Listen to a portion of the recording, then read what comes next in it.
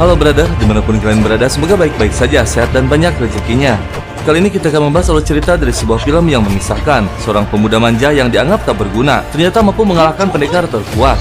Tidak usah berlama-lama lagi, kita masuk ke alur ceritanya.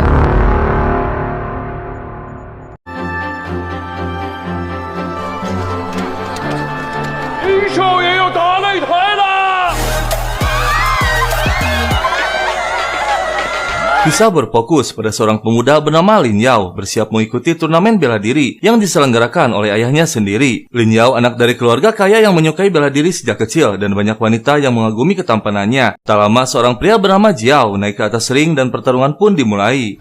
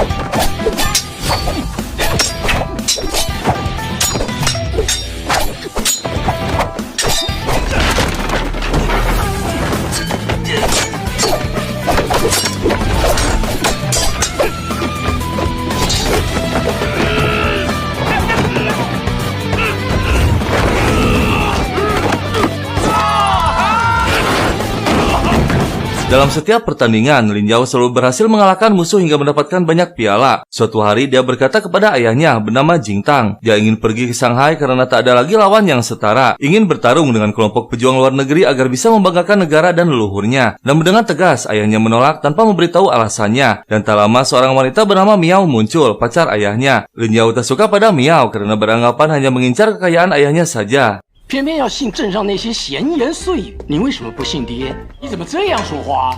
我去李江还有点事情，我先走了。那跟你说， Malam harinya, Jing Tang memeriksa pembukuan dan terkejut karena banyaknya pengeluaran. Ling Xi menjelaskan bahwa uang tersebut dipakai untuk membayar petarung agar mau dikalahkan oleh Yao. Untuk mencegah Yao yang bersikeras ingin pergi ke Shanghai, Jing Tang memerintahkan Ling Xi untuk mengajak anaknya bersenang-senang. Keesokan harinya, Yao bermain taruhan dan selalu menang yang membuatnya merasa bosan. Ling Xi pun membawa Yao ke Pavilion Penglai, tempat hiburan terbesar di kota Changli. Di tengah obrolan, seorang pengemis menghampiri mereka. Yao memberikan uang dan menyuruhnya untuk membuka usaha kecil. Mereka pun melanjutkan lagi perjalanannya, dan tanpa disadari, seseorang sedang mengawasinya. Sesampainya di Pavilion Penglai, Yao memperhatikan seorang wanita dan menghampirinya.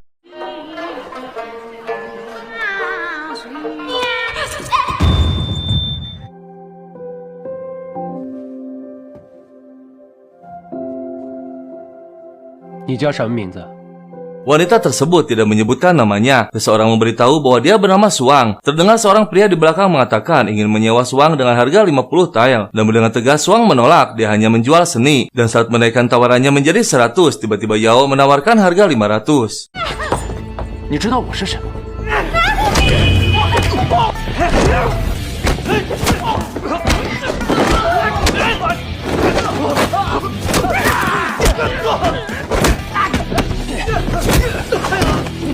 这位公子，别打了，别打！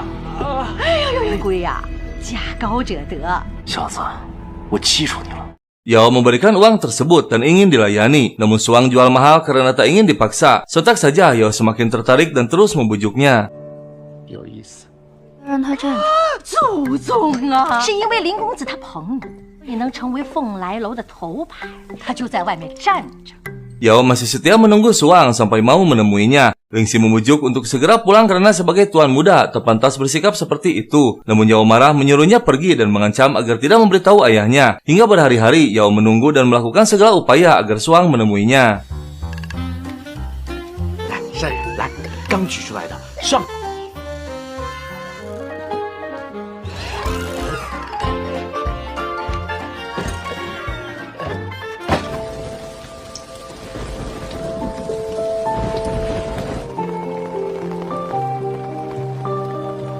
Di kamarnya, Suang menyiapkan baju dan minuman es teler untuk Yao. Namun dia menolak dan meminta secangkir teh. Suang terkejut karena hanya untuk secangkir teh, Yao mengeluarkan uang sebanyak itu. Suang bercerita bahwa orang tuanya meninggal sejak kecil dan dijual ke Jiangnan hingga sampai ke tempat ini. 将来的命运会是什么样的？当做扬州瘦马，精心栽培。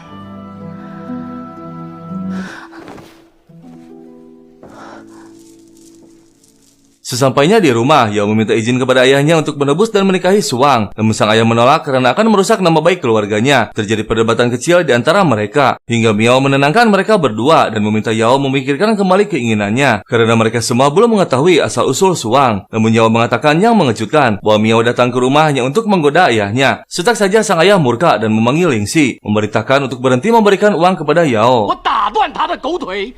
谁要是敢给他一个大子儿，断了灵药一切所有的开销，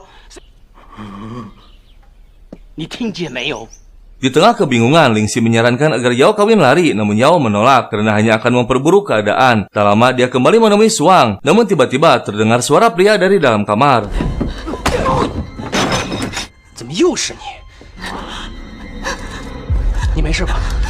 嗯？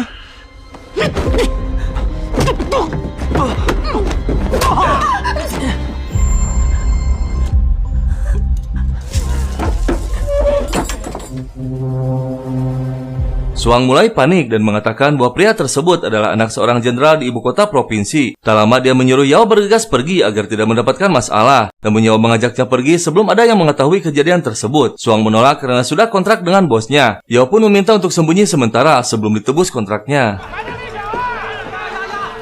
你们谁是凤来楼老板？ Yao menemui pria bernama Xiao, yaitu bos dari Suang. Setelah menjelaskan kedatangannya, Xiao meminta tebusan 50.000 tel perak. Yao pun mengajaknya bermain taruhan. Jika dia menang, maka kontrak Suang akan menjadi miliknya. Namun jika kalah, dia akan membayar 2 kali lipat. Xiao pun menyetujuinya dan mereka pun mulai bermain. 有意思，敢不敢赌？我现在立刻写字据。猜点数。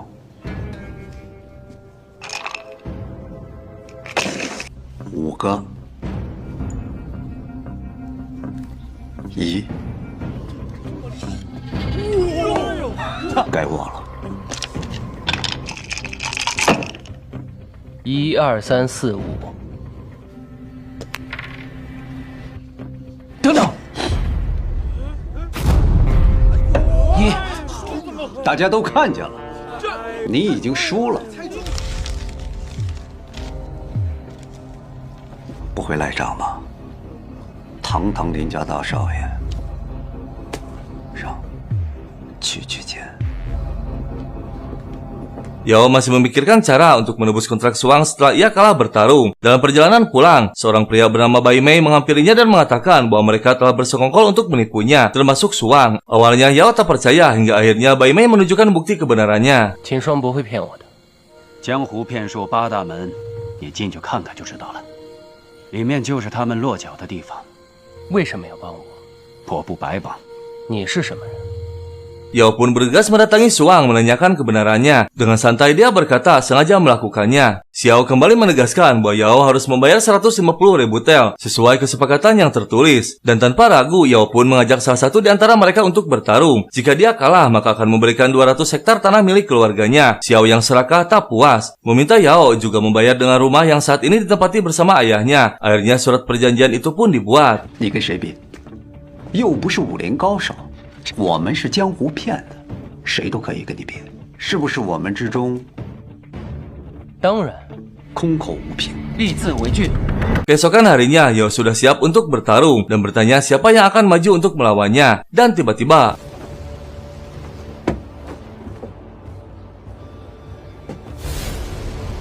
谁都可以。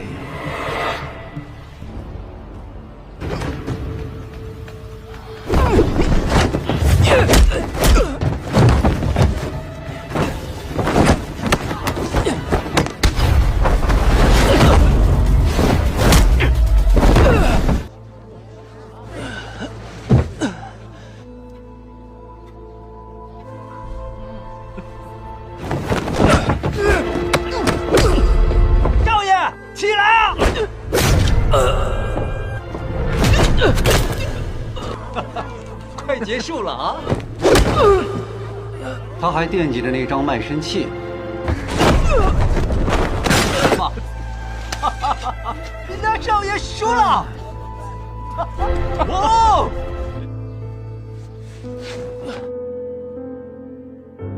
Setibanya di rumah, Jingtang mengobati luka anaknya. Yao menjelaskan kepada ayahnya mengenai taruhan yang telah disepakati. Namun tiba-tiba,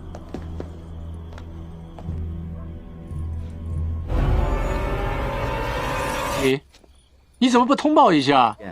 林家就要完蛋喽！ Yao terkejut ternyata Lingxi juga ikut bersekongkol. Dia iri karena hanya dijadikan pelayan saja, padahal dari kecil tumbuh bersama. Xiao menunjukkan surat perjanjian kepada Jingtang. Sontak saja Jingtang terkejut dan kecewa telah gagal mendidik anaknya. Dan tak lama Yao meminta kontrak Suang. 我们秦霜姑娘的魅力，从来就没有什么卖身契。秦霜。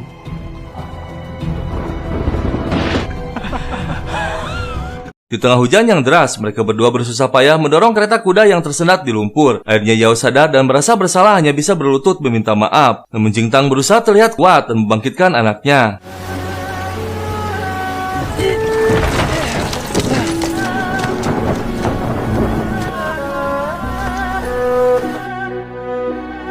Bai Mei dan teman-temannya sudah menempati rumah keluarga Lin. Mereka mengusir semua orang di rumah itu kecuali Lingxi. Mereka meyakini di rumah tersebut ada harta karun yang tersimpan. Bai Mei memerintahkan Suang untuk menghabisi Yao dan ayahnya agar tak kembali mengambil harta karun tersebut. Bai Mei juga mencurigai bahwa Suang mulai menyukai Yao. 你陪秦霜一起去，学着见点血，那你就把他杀了。可以不杀人的，你以前答应过我。 我食言了。 Dari kejauhan, Yao melihat kedatangan mereka dan merasakan adanya bahaya. Dia pun bergegas pergi untuk melindungi ayahnya.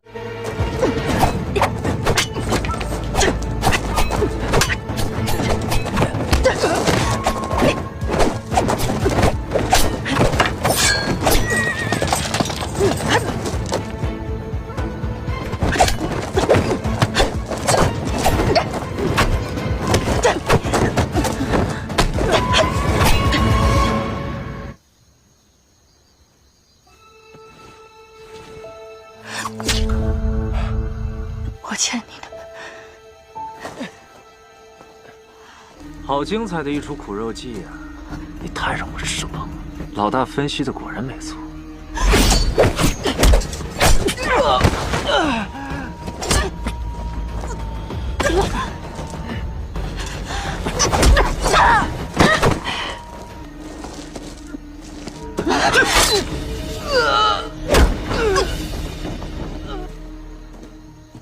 Gubei melapor kepada Bai Mei bahwa Suang menyukai Yao dan mereka berdua jatuh dari tebing. Lingxi terkejut mendengar percakapan mereka dan terlihat merasa bersalah. Yao terbaring tak sadarkan diri akibat jatuh dari tebing bersama Suang dan beberapa ekor serigala hutan mengejarnya. Tak lama dia pun tersadar dan menanyakan keberadaan Suang pada ayahnya. 你这醒来竟然不先关心你弟，你这个没良心的臭小子，你还惦记那个女骗子，那个秦霜把你骗成这个样子。 Di tempat lain, Lingxi mengumumkan bahwa Bai Mei mencari orang yang siap bekerja untuknya. Salah satu mantan pelayan keluarga Lin mengatakan pada semua orang bahwa Lingxi seorang pengkhianat. Semua orang hendak pergi mengabaikannya. Namun saat mengatakan bahwa gajinya 3 kali lipat, akhirnya mereka pun bersedia bergabung. Suang sudah diobati oleh Miao di rumahnya. Meskipun berterima kasih, namun Yao masih bersikap tak baik padanya. Miao pun menyarankan agar Yao berguru padanya untuk mempertinggi bela dirinya. Tak lama dia dihampiri oleh Jiao yang menertawakan keadaannya saat ini.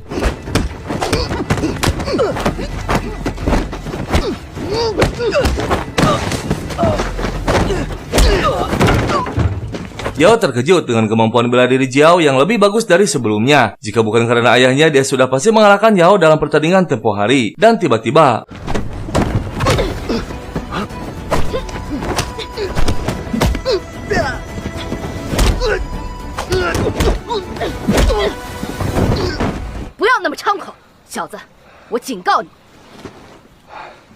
Yao masih tak percaya dengan apa yang didengar dan mencoba mengingat kembali setiap pertarungannya. Dia tidak menyangka bahwa ayahnya pun membohonginya selama ini. Jingtang tak mampu berkata apapun. 是你花钱雇的他们，他刚才说的都是真的吗？连你也骗我吗？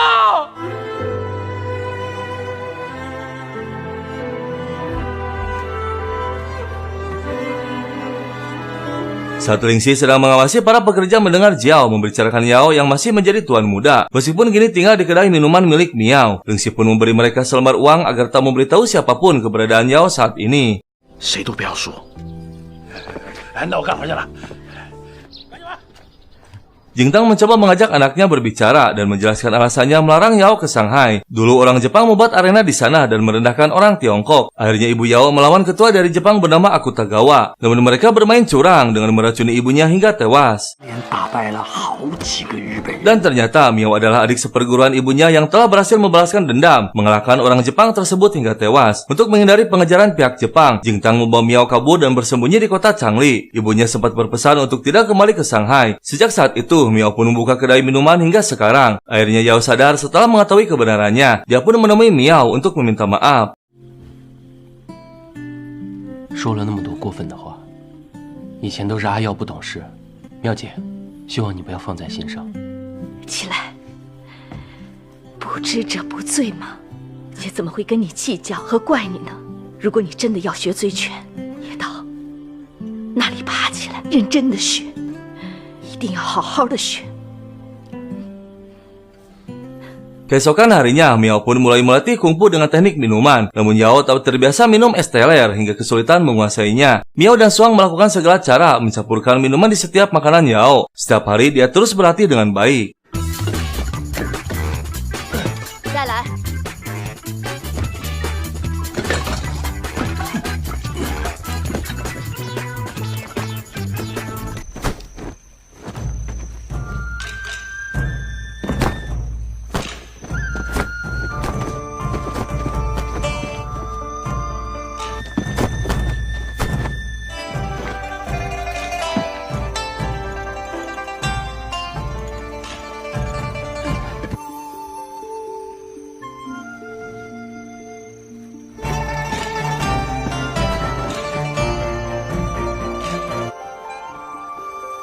Di tempat lain, Bai Mei dan Xiao masih belum menemui harta karun. Xiao yakin saat terjadi bencana banjir di Jiangnan puluhan tahun yang lalu, seorang pejabat menggelapkan dana bantuan dan menukarkan dengan emas. Hingga pejabat tersebut dihukum mati, namun emas tersebut tak pernah ditemukan. Rumah yang mereka tempati saat ini adalah rumah pejabat tersebut, dan beberapa tahun yang lalu dibeli oleh tuan besar keluarga Lin.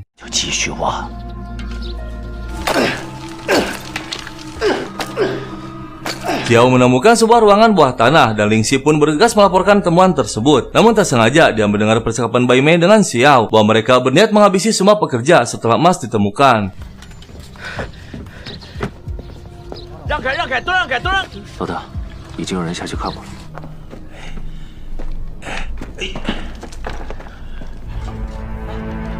继续挖。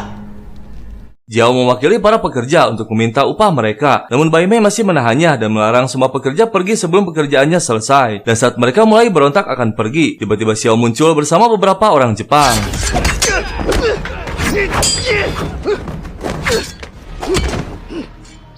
Kau是日本人，欺压老百姓，跟着我干，帮你发财。你的功夫不错，你挣钱，我不挣。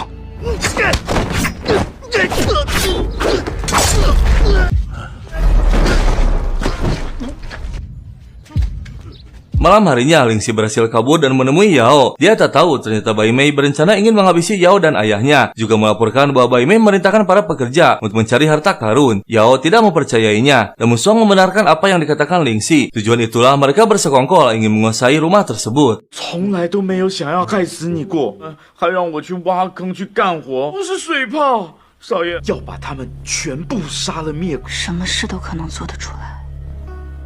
他为了这个宝藏。 李白梅的确早就勾结日本人了。 Para pekerja terus dipaksa untuk menggali, dan tiba-tiba seseorang berhasil menemukan emas yang selama ini dicari. Tak lama, Bai Mei muncul dan mengikat semua para pekerja. Dan saat orang Jepang mulai mengangkut emas, akhirnya Lingxi dan Yao muncul.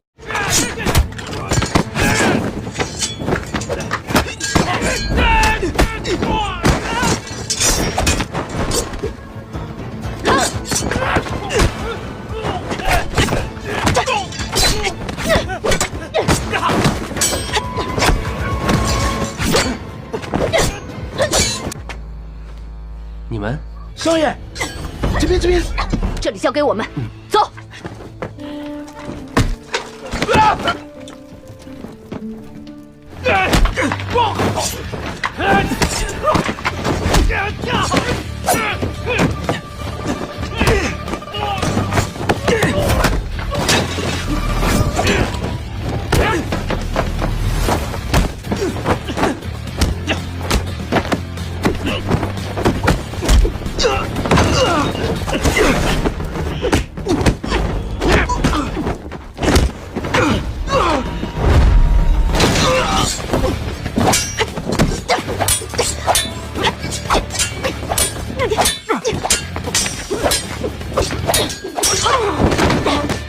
Lingxi ikut membantu membebaskan para pekerja, namun Bai Mei melihatnya sehingga diserang kembali oleh Yao.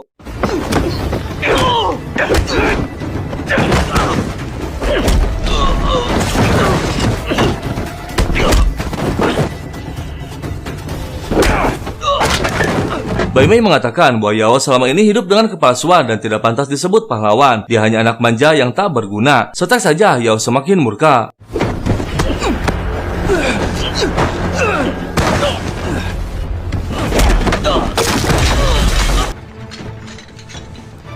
那傻无辜，坑蒙拐骗。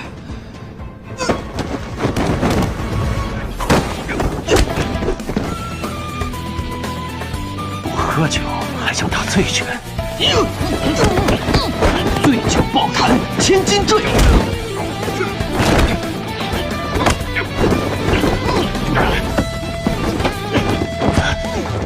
醍醐下心木，怀中求。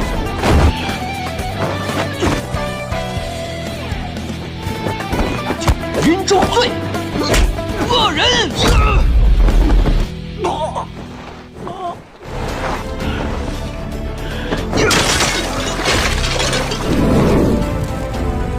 全是为了长乐镇的百姓打的。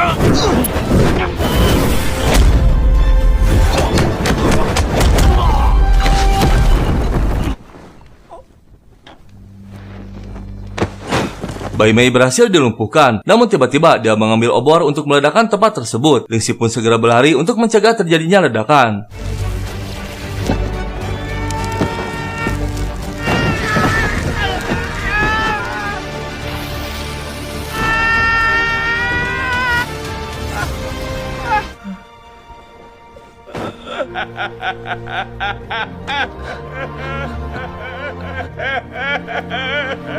Yao dan Lingxi kini kembali ke rumah bersama ayahnya. Mereka menyumbangkan seluruh emas tersebut untuk para korban banjir Jiangnan. Di atas meja terlihat sebuah formulir yang Yao siapkan untuk pergi ke Shanghai dan memerintahkan Lingxi untuk tidak membocorkan kepada ayahnya. Namun tak disangka sang ayah muncul membawa koper. Akhirnya dia mengizinkan anaknya untuk pergi.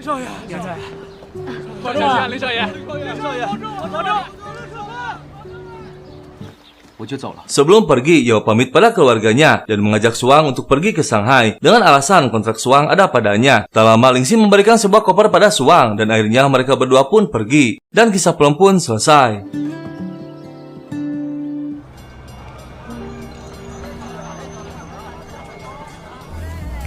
我又骗了你。